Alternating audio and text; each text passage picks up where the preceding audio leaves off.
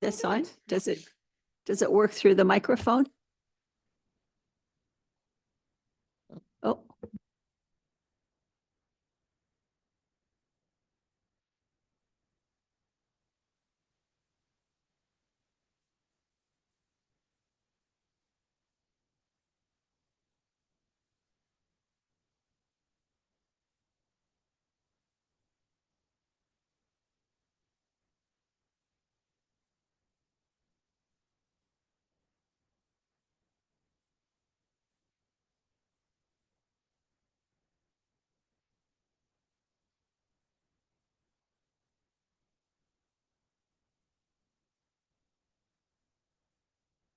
does it help if we turn the?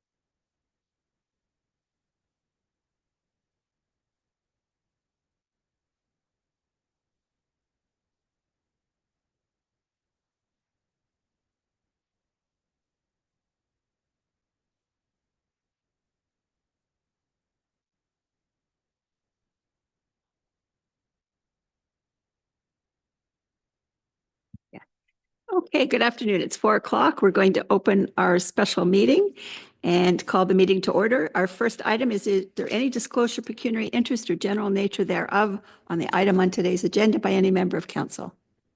Seeing none, we'll note that in the minutes. So what I'm going to do is I'm going to read the motion. We're here to talk about strong mayor powers. So I'll read the motion and then we'll discuss it. So it's moved by Nikki Gowdy, seconded by Susan Irwin. Whereas on April the 9th, 2025, the CAO clerk received an email from the Honorable Rob Flack, Minister of Municipal Affairs and Housing, addressed to Mayor Francis Smith. And whereas the email stated to further support municipalities in delivering much-needed housing and other provincial priorities, I am pleased to inform you that our government intends to expand strong mayor powers to your municipality. And whereas the CAO clerk has prepared a report entitled Strong Mayor Powers for Council's information. And whereas the CAO clerk and the deputy clerk intend to prepare draft updates to the township's policies and procedures to reflect the new strong mayor powers that are being granted to the mayor for review by council. And further, that CAO clerk and deputy clerk investigate potential training opportunities for the mayor, council, and staff to assist with the transition to strong mayor powers. Okay, we're going to open this up for discussion. Who wants to start? Nikki? Thank you, Madam Mayor. I'm going to do my favorite thing. Can we request a recorded vote on any motion that we pass tonight, please? And thank you. And I actually, instead of stumbling over my thoughts, I wrote them out for a change. So if you bear with me while I just read this. I find the proposal extremely problematic. It's not in the best interest, in my opinion, for rural Ontario. The key word is democracy. Each member of council votes for the greater good of the township. We are elected by the residents to represent them. That is what democracy is all about. Government where people have the power to choose their leaders through voting and participation in decisions that affect their lives. When council has a motion to vote on, we discuss it, we vote, and we respect that vote. By giving any mayor these powers, there is a potential for abuse. The legislation is too vague. What if we have a mayor who's lacking a good set skill in HR and budgeting, but they have an agenda? This could result in a disaster for staff and residents. This proposed legislation creates an unnecessary amount of pressure on our mayor for making decisions alone. We are very fortunate that we have many great volunteers who dedicate themselves to our community. What happens when you get a mayor with differing ideas or agendas? They may create new committees and appoint other members without consideration of how it could affect our volunteers. This legislation is supposed to be geared towards housing and securing funding from higher levels of government for small rural communities. The way the current legislation reads, it leaves a great deal of wiggle room on what a mayor could or couldn't do. It's a temptation for abuse of power and a disgrace to our democratic rights. Overall, it's important that our councillors can share their opinions and have a vote. Councillors are elected officials and are often the ones that community members reach out to, bring their concerns forward. The cost of this legislation could be the dismantlement of democracy, and that is why I cannot vote in favor of this motion. Okay, thank you. Next, Philip. Thank you, Madam Mayor. I as well was worried about stumbling on some of my thoughts around this. It did come as a bit of a surprise that the announcement came quick and feedback was requested just as quick. But here's the statement that I put together today. While I understand that the stated goal of Ontario's strong mayor powers is to accelerate housing and infrastructure development, these powers raise serious concerns about the erosion of our local democracy by allowing mayors to override council decisions, unilaterally preparing budgets, single-handedly changing the staffing structure, and fast-tracking bylaws with minimal debate. These measures undermine the principles of representative governance. Municipal councils are not obstacles in the way of development. They are the voices of our communities. Concentrating authority in the hands of a single individual limits the transparency, weakens accountability, and risks silencing the voices and perspectives that make our communities stronger. We as council need to urge the province to reconsider the scopes of these powers and engage in meaningful consultation with municipalities, residents, and experts to ensure that our governance structures remain democratic, inclusive, and responsive to all Ontarians. I would also like to ask our mayor to use her powers, new powers, to delegate them to council that would effectively leave us as a status quo. Okay. Next, Duncan. Thank you, Madam Mayor. My presentation is not quite as long, but I know that everyone that sits at this table ran or participated in our local politics purely because they believed they had the best idea for what this community needs. And so I wouldn't judge anyone at this table and say they don't have the community's best interest in mind. With that being said, this power should not be delegated to one person. I know myself as a councillor, I've been doing this for 2 years. I've watched the mistakes I've made and some of the opinions I've come into this with. And if I didn't have the remainder of council to keep me in check, it wouldn't have turned out well for the community. So that's my 2 cents. The 2 goals I have for this meeting are one, that staff work to research how the mayor could delegate these powers to council to keep the status quo. And the second is to send a strong message to the provincial government that we do not want this in our community. Okay. Bill, Dan. Bill, or Dan, you go first. I think the council was voted in to represent the residents. So if any decision we make gets vetoed, then there's not much sense of having a council for representative for certain areas. I oppose the legislation. We need to make collective decisions. It's a gross violation of democratic principles, and we should be removed from the list. Central Frontenac is already financially strained. Bill. Thank you, Madam Mayor. Without saying anywhere near as much, I agree with everybody at the table so far. Susan. Thank you, Madam Mayor. I do agree with everything that all my fellow councillors have said, though I'm just going to play devil's advocate for a moment. There are, as I read the guide for councillors, some checks and balances that are in the legislation.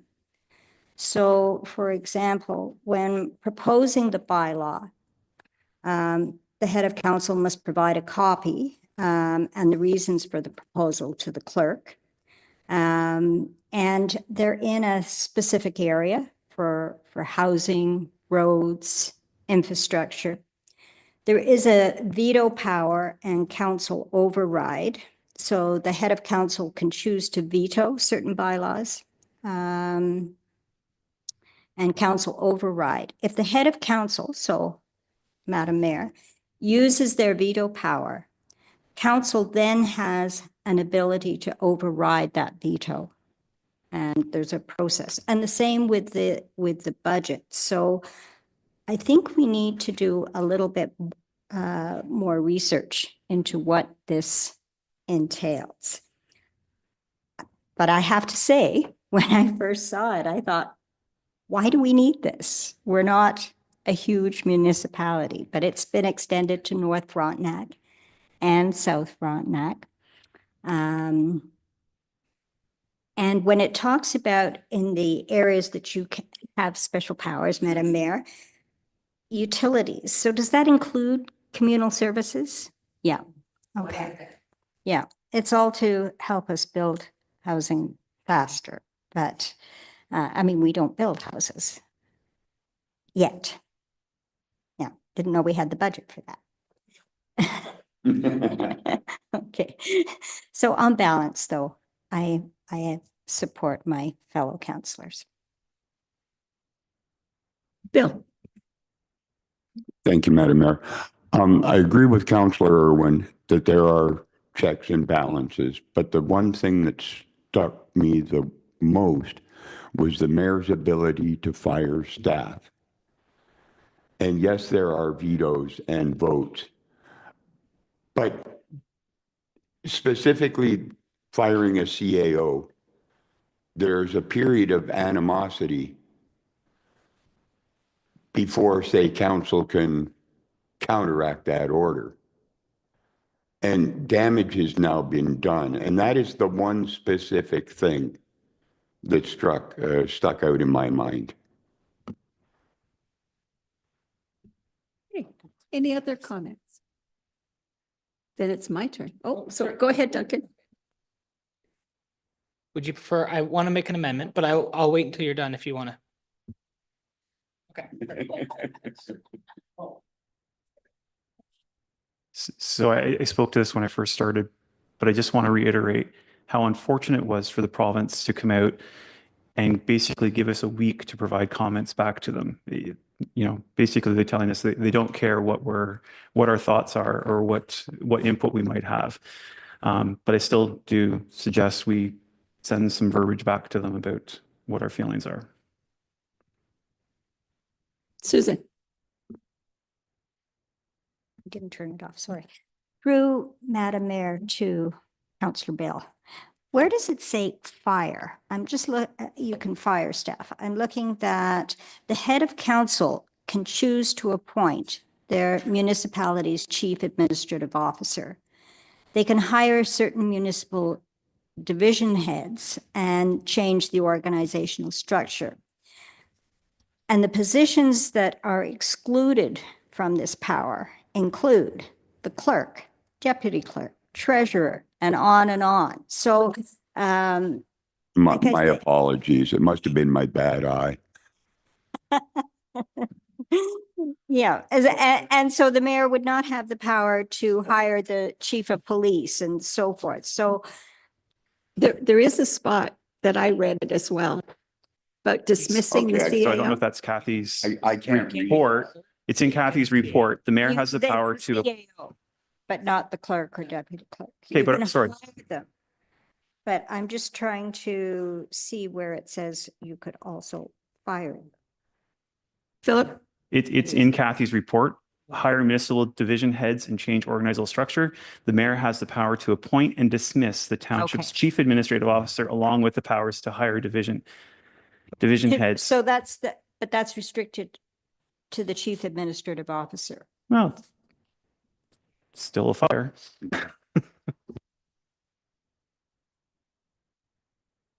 Okay, my turn. This was news to me. It just came out of the blue. Strong mayor powers has been around for quite a while. And I remember when I first heard about it, my first comment was, wow, are you putting a target on the mayor's back? Which is very much so. I believe in democracy as well. There's got to be a reason for this, and I'm not sure exactly what it is. There's a lot of stuff in this that we don't really know or understand yet. I certainly don't. And I think we are going to have to ask lots of questions. I have been around this table for many, many years. I have never, even without strong mayor powers, gone off on my own and made decisions. It's not who I am. I have to say that I believe I have good knowledge and I try to be fair in all my decisions. I will continue to do that whether I have strong powers or not. And I think each of us around this table will do that. My one concern about our table right now is the 5 voting together. That's a problem. I don't think I've ever really seen that in my many, many years around here. So maybe the strong mayor powers would have to come into play somewhere down the road. I don't know. I don't know that one person would ever want to take on firing a CAO or vetoing all of the decisions of council. That's just, I don't think you'd be in office very long. It certainly would not be something that I would be looking at. What I see about these powers is that they would be used in only the very severe situation where the facts are on the table and council decided to go in a totally opposite direction that would be hurtful to the municipality. That's when I believe I would be the strong mayor and make a decision. But I think the day-to-day stuff, if council decides this is the way they want to go, you are the people who were elected to be here to make these decisions. But remember, I was elected here by 4 districts. You were elected by 1 district. So I try to look at the municipality as a whole, not as the individual districts. And I think that's important. And I think if it comes to housing or it comes to infrastructure or whatever else topics they've got in this bunch of legislation, I think we're all in this for the good of the residents. I don't foresee myself coming forward with a budget. Like, this job pays part-time, not full-time. It takes many hours to put a good budget together. And I don't think that's the job of the mayor. I think I try to guide you at the table when it comes to budget stuff on what I think we need to look at. But in my mind right now, there's not enough information on this to make a decision. I think we can say whatever we want to the province, but they're going to do what they're going to do. And these powers are given. I don't know what else you can do with them except accept them and deal with them very carefully and only deal with what has to be dealt with in extreme circumstances. That's the way I see it. That's pretty much all I've got to say. Kathy? I have more information as well for council. I have been in discussions with yes, he was like the chief of staff for Robert Flackley. And just to try to clear it up a little bit in the sense as, and a question that I asked him is, when I read as much as I have in information, and certainly there's more to come and more, is that asked him if because in fact, the provincial government granted the powers to the mayor who can choose not to use the certain powers or commit to using them sparingly. Even if council unanimously votes against them, it doesn't change the legal standing according to what the minister and what they're saying, the province. It's a provincial decision. So I asked if I was correct in what I had read, and they said yes. The strong mayor powers are granted by the provincial government, not by city councils, rural councils, and the powers come from the provincial legislation, specifically amendments to the Municipal Act 2001 and the City of Toronto Act of 2006. If the province decides to designate a municipality for strong mayor powers, the mayor automatically gets them. Can council refuse strong mayor powers in Ontario? No. A council cannot refuse them. Council does not have the legal authority to opt in or out. The powers are given directly to the mayor by the province. Even, like I said, if they vote against it, and it doesn't change anything. So, but the mayor does have the option to use them or not, certain circumstances, and commit to use them sparingly, but it's not a reject, and the council cannot reject the framework, to block the framework.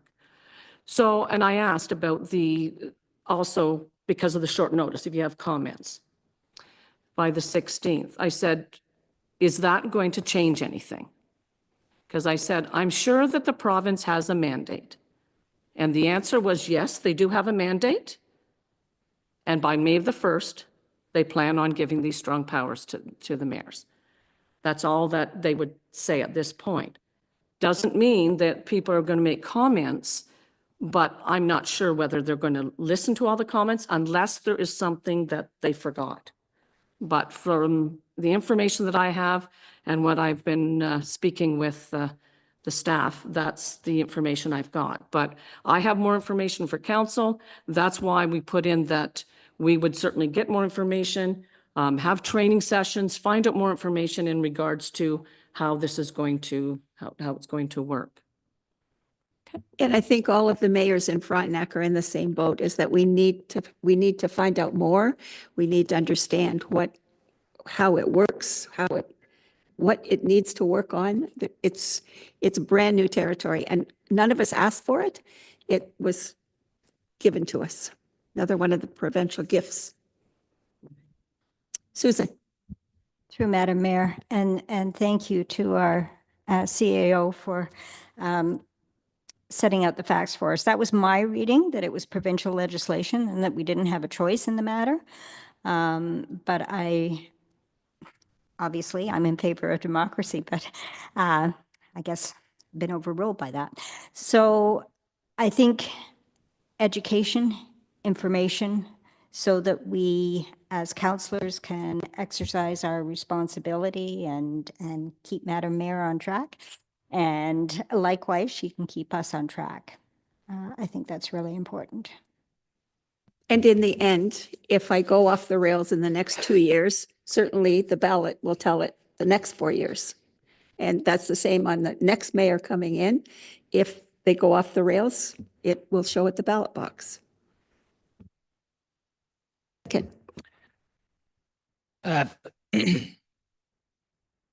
Thank you, Kathy, for giving the presentation and the information you've already done on or research on this. I'd like to make 2 amendments to the motion. So I would like to remove the last 2 paragraphs, and I'd like to replace them with that the CAO clerk be instructed to write to the province and explain that Central Frontenac Council does not want this in our municipality. And then the second thing is that the CAO be directed to research how the mayor could delegate this authority back to council on May 1st. If she wants to.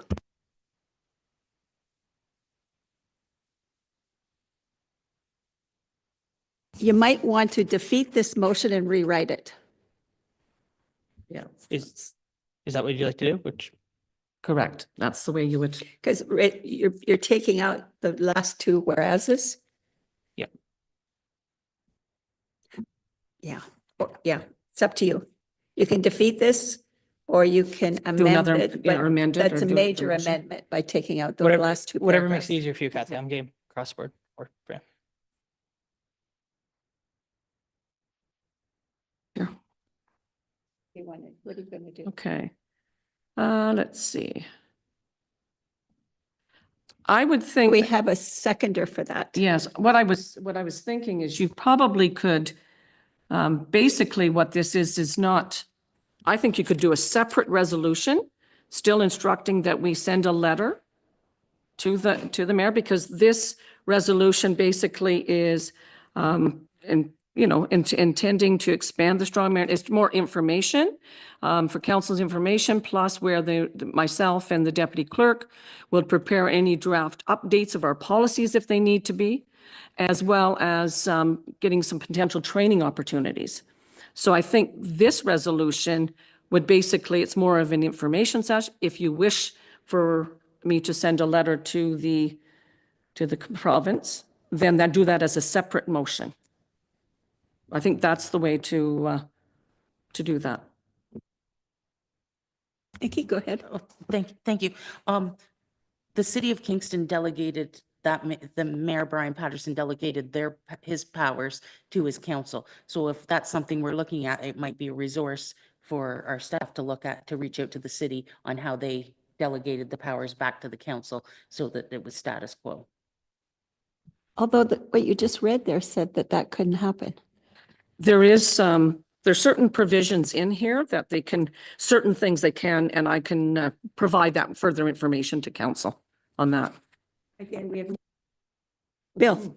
Thank you, Madam Mayor. I was going to say, if the mayor has absolute power, then she can absolutely stop this from happening in our council.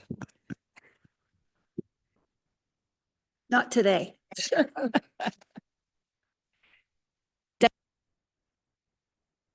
Sorry, Kathy, the goal would be, because I don't want to put too much work to rewrite all the policies and procedures. What I would like to see for our first council meeting in May, or as soon as possible, if the mayor so chooses to delegate this back to council, for it to be ready as of May 1st. I can certainly look that information up for you, for sure, and I'll have it ready.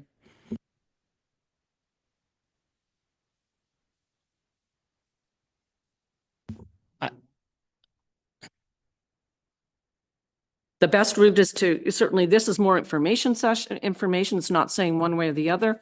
And I think do a separate resolution support, like that you want me to send a letter in opposition to the powers. Philip. There's three motions, I believe, right? So Three there's motions? the one on the table. Yes. You're asking to do one to send something to the province. Mhm. And I think we've asked that we have one that comes back at the next available meeting where the powers are delegated to council as a whole. Because it is part of the package that we've Send the information. reviewed, that the mayor can delegate those powers back to council. And if I can, while I still have the mic on, you made a couple of comments, Madam Mayor, that I take a little bit of offense to. You talked about a voting group of 5, and that, you might in fact use your veto powers because of that. So I guess, that goes to prove that, you may not like the decision, but you're going to overturn it. That's a possibility. So there's democracy at work, I guess. Dan. There was 5 counselors that brought this forward, but if we asked all 8, I'm sure all 8 would have brought it forward too. Not just 5, Possibly. because we needed 5 to have the meeting, right? Yeah, so that's a little different though. That's under the procedural bylaw. If you wish to just speak to something for a special meeting, you have to have 5. You've got to bring that forth. So that's really not yeah, that's right. That's not oh, they probably would have. Okay, so back to this motion. The first motion, Kathy's going to write 2 others. That's what I'm hearing. And we want a recorded vote on the first one. Say that again? Let's have them on all of the motions. Okay, sure. All right, so do you want me to read the motion again? The first one? Okay, Whereases. well, there's a lot of, they're all whereases. Do you want me to read the last 2? Bill? Madam Mayor, the ones where it says defeat as opposed to whatever else. The one where it Well, says defeat. If we're defeating this, just enough to. Oh. Although we talked about. All right. Okay, I'm going to read it all again. Moved by Nikki, seconded by Susan. Whereas on April the 9th, 2025, the CAO clerk received an email from the Honorable Rob Flack, Minister of Municipal Affairs and Housing, addressed to Mayor Francis Smith. And whereas the email stated to further support municipalities in delivering much-needed housing and other provincial priorities, I'm pleased to inform you that our government intends to expand strong mayor powers to your municipality. And whereas the CAO clerk has prepared a report entitled Strong Mayor Powers for Council's information. And whereas the CAO clerk and the deputy clerk intend to prepare draft updates to the township's policies and procedures to reflect the new strong mayor powers that are being granted to the mayor for review by council. And further, that the CAO clerk and deputy clerk investigate potential training opportunities for the mayor, council, and staff to assist with the transition to strong mayor powers. All right. All those in favor? Oh, say that again? Oh, sorry. All right, there's no spot here. All right. I'll give you, I'll just do it on here. Oh, okay. have down the bottom. All right. Philip Smith. Dan Meeks. No. No. Nikki Gowdy. No. Duncan. No. Susan.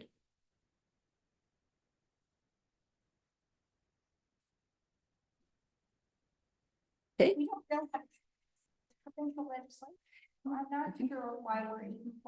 You can't be talking now. You have to be voting. Bill Everett. No, and mic on. Oh, sorry. Lynn's not here and I'm going to say yes. To me, it's just for information. It's saying nothing more than tell us more, which is what we need to do. Okay, second motion is almost ready. I'm gonna. Okay, so this is the first one. 3.1.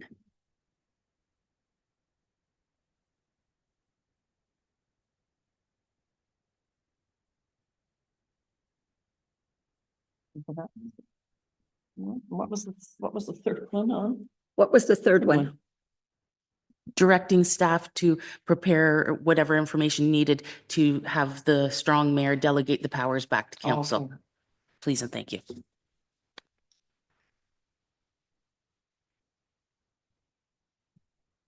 Got the second one? Oh, the first one? Yeah. That's what you want. Okay. I don't think it's gonna make a difference, but, okay, strong mayor powers central party. The.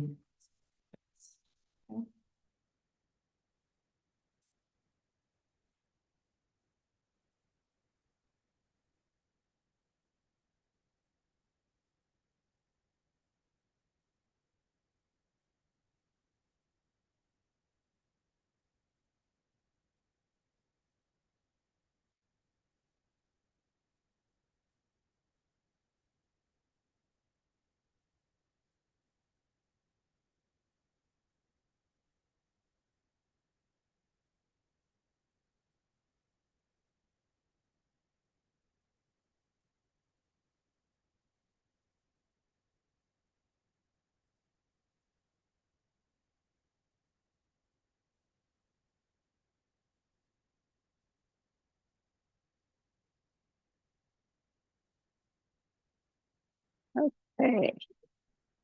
We have a motion moved by Duncan and seconded by Susan that council authorize the CAO clerk to send a letter to the government in opposition to the government's proposed expansion of strong mayor powers for Central Frontenac and that we be removed from the list. Okay. We're going to go Nikki, Yes. Dan, Yes. Philip, Yes. Bill, Yes. Susan, Yes. Duncan, Yes. Fran, no.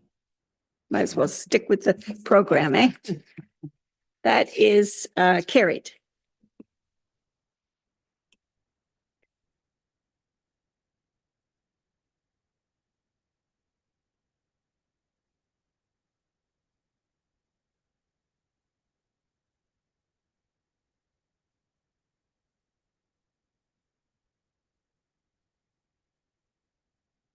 Yes. Just as we're drafting this other recommendation, I think we also need to include something about providing further information so that we are informed if we make a decision. I think we need to know more. There's still a need to know more about the strong mayor's powers. And Nikki, could you- That the CAOs are getting We can together change it to, yeah, the 24th. 24th, and they're going to be discussing it and researching what they can find. And they've also been in touch with the ministry out of Kingston, Yes. the local ministry rep, who will be able to work with them to help us better understand it and give us documents that we can read and have on hand.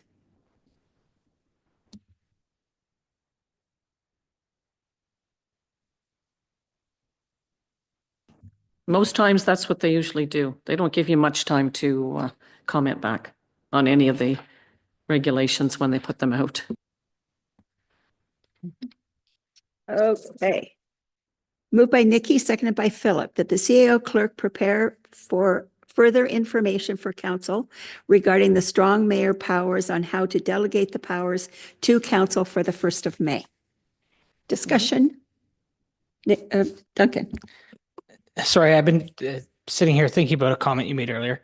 I just want to be clear. So you said earlier that as mayor, you think it's appropriate if the majority of council votes against you on something to veto because your opinion is more important. We're discussing the motion right now. That's the motion. I'll, No, I'm asking you in response to how I'm going to vote on this motion. well, Not necessarily, just it's a situation, I think. first of all, I wasn't really going to bring this up and discuss it. Yeah. But there is a group around this table that lobby each other, talk about council business with not being at this table. That's not the way democracy runs. But if that's how it works for 5 or 6 people, they literally can rule the roost and make the decisions and not be at the table discussing what the issues are in the public, but coming to the table with your mind already made up. That's not something I have seen over the years, and it's not the way the business of this municipality should be carried on.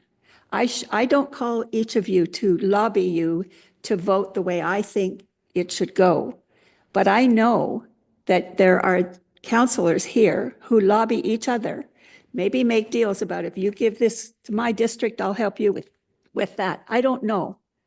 But I don't like that feeling of having 5 people come to the table with their minds already made up before you actually hear any of the discussions. It's not the way I've run my business over the years, but that's maybe the new way. If that's the case, maybe that's why mayor's strong powers are coming out. I don't know. Okay. In response to that, Madam Mayor, would you be willing to explain who those councillors are? No, Okay. And I think you know who they are. you made accusations that there's lobbying going on before meetings and that decisions are made before we come to the table. I just wonder if there's anything to back that up. I just want to be very Oh, clear. I think there's lots to back it up, but I'm not getting into it now. Okay. So now I'm going to call the vote. All right. Francis Smith. What's the For the motion? information, yeah. No. Yeah. Bill Everett. Yes. Susan. yes, for information. It doesn't mean that we're making a decision about Duncan. delegation. Yes.